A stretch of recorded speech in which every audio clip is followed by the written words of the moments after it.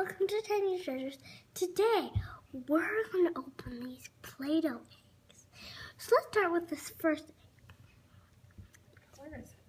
It's blue, like Iggle Piggle, but it's not the same color. So let's see. Open it up. Oh my. Do you know what that is? Who is that? Is that Zuma from Paw Patrol? Yeah, that's Zuma from Paw Patrol. He gets to finally meet in the Night Garden characters. Say hello, everyone. Hello. Ruff, ruff. Let's open the next egg.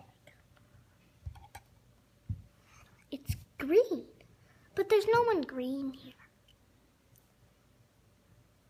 The forest floor is green. Yeah. I think this is Rocky from Paw Patrol. What does he do? He doesn't like getting wet, but he's green. That's right. He says go. Let's open our last egg up. Wonder if it's going to be What color is that egg? pink. So I think it's going to be sky, of course.